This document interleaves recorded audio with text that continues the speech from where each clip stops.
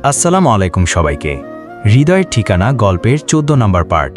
বেশি কথা না বলে গল্প শুরু করা যাক। আরিশা উষার উপরে ঢলে পড়ে যাওয়ার ভান পরে বলে, হায় আল্লাহ, আমাকে এই দিনও দেখতে হলো।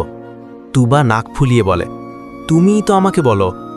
উষা তুবাকে চোখে ইশারা করল পিছনে তাকাতে। জামিল সাহেবকে পিছনে দাঁড়িয়ে থাকতে দেখে যা বুঝার বুঝে গেলেন। ইয়াং ম্যান, তুমি ঠিকই বলেছ, সুগার আমাদের হেলথের জন্য অনেক ক্ষতিকর। এই যে এমন পদক্ষেপ নেওয়াটা আমার খুবই পছন্দ হয়েছে। সাদাফ যেন এই সুযোগটাই খুঁজছিল। এই তো ভদ্রলোকের সাথে কথা বলার একটা সুযোগ পেল। জি জি আঙ্কেল, আমি একদমই মিষ্টি খাই না। রাফিদ শুষ্ক কাশি দিয়ে উঠল। ভাবি, আমি নেহাল ভাইয়ার রুমে যাচ্ছি নাইলাকে নিয়ে। হ্যাঁ যাও। রাফিদ উঠে যেতেই সাদাফ ও সেমাইয়ের বাটি হাতে নিয়ে উঠে দাঁড়ায় আর বলে, ভাবিকে বললাম যে মিষ্টি খাই না, তাও দিলে। তুমি যে কি করো না। তুমি থাকো, আমি বাটিটা রেখে আসি। জামিল সাহেব কিছু না বুঝলেও বাকিরা সব কিছুই বুঝেছে। রাত 10টার দিকে সাগর ফুপুর বাসায় এসেছে। ডিনার মেহমানদের সাথেই করেছে। 11টার দিকে ওনারা চলে গেছে। এখন মাইন্ড রিফ্রেশের জন্য সাগর ছাদে আছে। একটু পরেই তারা সবাই বাসার উদ্দেশ্যে রওনা দিবে। সাগরের সাথে নেহালও ছিল ছাদে। 5 মিনিট হবে নিচে গিয়েছে। আরিশা আপু, আমি তোমার থেকে ওই লাল রঙের পর্তুলিকা ফুলের ডাল কিন্তু নিয়ে যাব এবার। নিয়ে যা, আমি তো আর বারণ করিনি।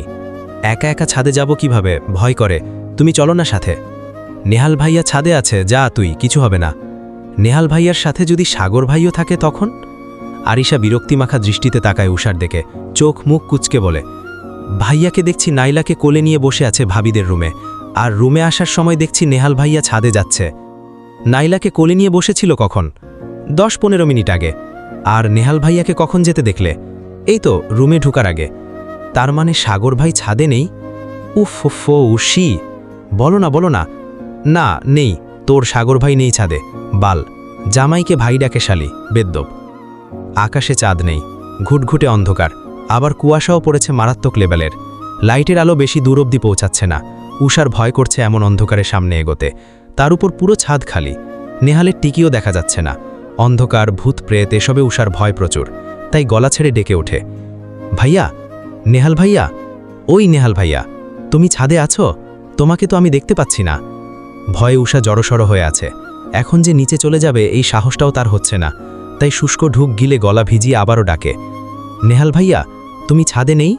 আপু যে বলল তুমি ছাদে এসেছো, তোমাকে দেখেছে ছাদে আসতে, আর দরজাও তো খোলা। এই নেহাল ভাইয়া, কই তুমি? আবার চুপ করে দাঁড়ায় উষা।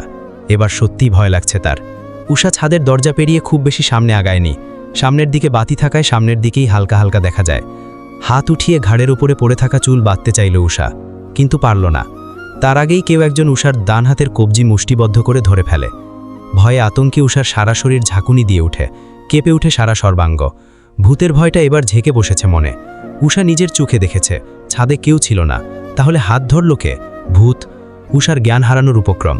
দ্রুত আয়াতুল কুরসি পড়তে চাইল, কিন্তু মুখে আসলো না। এর মধ্যেই হাতে টান পড়ায় পিছন ঘুরতে হয়, এবং সে চাইল খুব জোরে চিৎকার দিতে, কিন্তু তার আগেই আগন্তুকটি তার মুখ চেপে ধরে। উষা চোখ বন্ধ করে শুধু মুখ দিয়ে শব্দ করছে।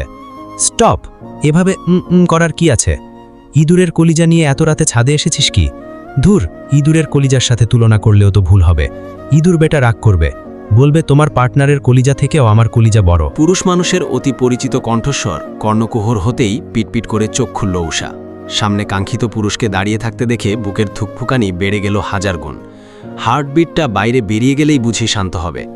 যে পুরুষের ভালোবাসায় নিজেকে সিক্ত করতে চায় মন, সেই পুরুষের অনাকাঙ্ক্ষিত স্পর্শ উষার হৃদয়ে ঢেউ তুলে দিয়েছে। সমুদ্রের স্রোতের মতো বাধাহীন টালমাটাল হয়ে উঠেছে মন। নিজেকে বেসামাল ঠেকছে। সামনে দাঁড়ানো সুদর্শন পুরুষটার থেকে চোখ ফেরাতে ইচ্ছে করছে না তার। এক পলকে তাকিয়ে থাকল।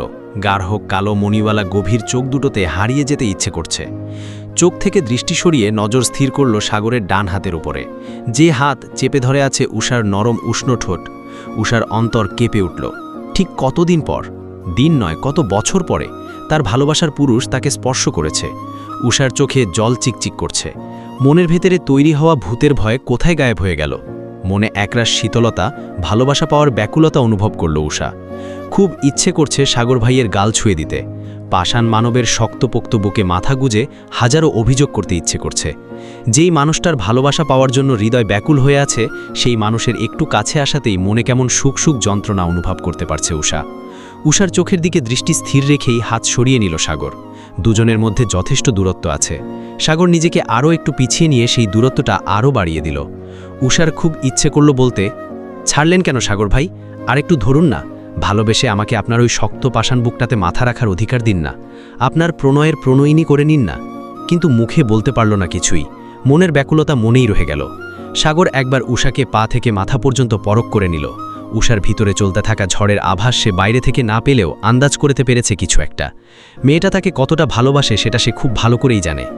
সাগর থমথমে কণ্ঠে বলে, এত রাতে ছাদে এসেছিস কেন? উষার ঘোর কাটল না।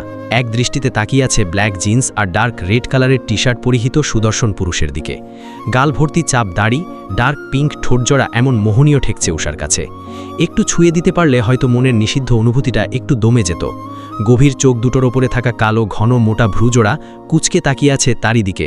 মুখে কেমন একটা বিরক্তির ছাপ। সাগরের থুতনিতে থাকা নীলরঙা তিলটা দেখা হয় না কতদিন। সাগর দেশ ছাড়ার সময়ে মুখে চাপ দাড়ি ছিল না। 25 বছর বয়সী সুদর্শন পুরুষটা উষার সামনে দাঁড়ালেই তার ভেতরে প্রলয় শুরু হয়, দম বন্ধ হয়ে আসে। সাগর বিরক্ত হল, কপালের ভাঁজ আরও গাঢ় হল। তপ্ত শ্বাস ফেলে গম্ভীর কণ্ঠে বলে, সমস্যা কি তোর? কথা কি কানে যাচ্ছে না? চোখ দিয়েই তো মনে হচ্ছে আমাকে ধর্ষণ করে দিচ্ছিস। উষা হকচকিয়ে উঠল, ঘোর থেকে বের হলো। ভাবতে লাগলো, নির্লজ্জের মতো এই পুরুষের দিকে তাকিয়েছিলাম আমি। আয় হায়, এই বেড়ার তো ভাব আরও 10 গুণ বেড়ে যাবে। তারপর ঝট করে মনে করার চেষ্টা করল, এইমাত্র কি বলল সাগর ভাই? তাকে চোখ দিয়ে ধর্ষণ করে দিচ্ছে মানে? উষা গরম চোখে তাকালো সাগরের দিকে, কণ্ঠে ক্রোধ নিয়ে বলল, কি বললেন আপনি? চোখ দিয়ে ধর্ষণ করে দিচ্ছি মানে? সাগর কপালের ভাঁজ স্থির রেখেই অবাক দৃষ্টিতে তাকালো উষার দিকে। তো কি বলবো? যেভাবে তাকিয়েছিলি যে কেউ দেখলে তাই ভাববে। হ্যাঁ, আইছে আমার হিরো আলম রে, বলেই মুখ বাঁকালো উষা। নিজেকে খুব হ্যান্ডসাম ভাবেন, যেই না আমার চেহারা গো, দেখতে তো ওই হিরো আলমের মতোই। সাগরের চোয়াল শক্ত হয়ে গেল, রাগে কিরমির করতে করতে বলল, থাপড়িয়ে দাঁত ফেলে দিব বেয়াদব। নিজেকে দেখেছিস আয়নায়? দেখতে তো শাক। দেখেছি, কোনো বলিউড হিরোইন থেকে কম নই আমি। মানুষ আমার। থাক, আর বললাম না। সাগরের রাগ কমার পরিবর্তে আরও বেড়ে গেল। উষার আরও একটু সামনে ঝুঁকে চিবিয়ে বলল, আমার সৌন্দর্যের আর কি বর্ণনা দিব বল? দেখতে হিরো আলমের মতো বলেই সেই ছোট থেকেই আমার পিছে ঘুরঘুর করছিস, সম্পর্কটা টিকিয়ে রাখতে চাইছিস। তারপর সরে এসে হাত ছড়িয়ে আর মোড়া ভাঙতে বলল, আমি যখন দেখতে হিরো আলমের মতোই আর তুই বলিউড হিরোইনদের মতো, তোর পাশে তো আমাকে কিছুতেই মানাবে না। ডিভোর্সটা গ্রহণ করে নে, মুক্তি দিয়ে দে আমাকে। তুইও মুক্ত পাখির মতো উড়তে থাক। উষার মধ্যে উড়তে থাকা প্রজাপতি কোথায় পালালো? ব্যথিত হলো হৃদয়। আহত দৃষ্টিতে তাকালো সাগরের দিকে, করুণ স্বরে বলল, সাগর ভাই, আল্লাহর হুকুম ছাড়া তো কিছুই হয় না। মানুষ সৃষ্টির 50 বছর পূর্বেই নাকি কার সাথে কার বিয়ে হবে এটা নির্ধারণ করে রাখা হয়েছে। ক্লাস 7-এ থাকা অবস্থাতে আমি নিতান্তই একটা বাচ্চা ছিলাম। তখন আমাকে যে যা শিখাবে আমি তাই শিখব, যে যা করতে বলবো তাই করব। বিশেষ করে বড়দেরকে যা করতে দেখব তাই ঠিক মনে হবে। সেদিন চাচি আম্মা চাচ্চুকে চুমু দেওয়ার সময় আমি দেখে ফেলি। পরে চাচি আম্মাকে জিজ্ঞাসা করলে বলেন, স্বামী ছাড়া কারো কাছে যাওয়া যায় না, প্রাপ্তবয়স্ক কাউকে চুমুও খাওয়া যায় না। আমি জিজ্ঞাসা করেছিলাম, আমিও কি আমার জামাইকে চুমু খেতে পারবো? চাচি আম্মা বলেছিল, আমিও পারবো চুমু খেতে। আমি তো তখন বুঝতাম না, আপনাকে জামাই বলতাম তাই তো গালে চুমু দিয়েছিলাম। আপনিও কি আমাকে ছেড়ে দিয়েছিলেন? আপনিও তো আমাকে কত কথা শোনালেন, কত বাজে বাজে কথা বলেছেন। সেদিনের পরে আমি কখনো আপনার আশেপাশে গিয়েছি? যাইনি। অথচ আপনি পারতেন সেদিন আমাকে সুন্দর করে বুঝিয়ে বলতে। আমি না হয় ছোট ছিলাম তাই বুঝিনি, আপনি তো বড় ছিলেন। সাগর নিশ্চুপ, সে বলার মতো কিছু খুঁজে পাচ্ছে না। উষা যা বলছে সত্যিই বলছে। এমন কথার বিপরীতে কি বলতে হয় সাগরের জানা নেই। উষা কতক্ষণ সাগরের মুখের দিকে তাকিয়ে থেকে ফের বলতে লাগল, আল্লাহর ইচ্ছাই বিয়েটা হয়েছে, পবিত্র একটা বন্ধনে আবদ্ধ আছে আমরা। যদিও আপনি সেটা মানেন না, এই বিয়ে ভাঙলে আল্লাহর নির্দেশেই ভাঙবে। আমি নিজে থেকে কখনোই এমন ভুল সিদ্ধান্তের দিকে আগাবো না।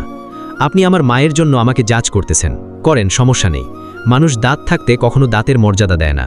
মানুষ ভুল করার পরেও সেই ভুল শুধরে একবার না কয়েকবার সুযোগ দেয়, আর আপনি তো আমাকে কোনো সুযোগই দিচ্ছেন না। উষা চোখের জল মুছতে কথাগুলো বলল। প্রথম দিকে নিজেকে শক্ত রাখতে পারলেও পরে আর পারেনি, গলাটা ধরে এসেছে। ধরা গলায় আবারও বলল, আমাকে কোনো সুযোগ না দিয়েও আপনি যদি চান আমাকে ডিভোর্স দিবেন, দিতে পারেন। রোজ রোজ তোকে ডিভোর্স দিয়ে দেব, উষাকে ডিভোর্স দিয়ে দেব, এসব শুনতে আর ভালো লাগে না। দিয়ে দিবেন ডিভোর্স।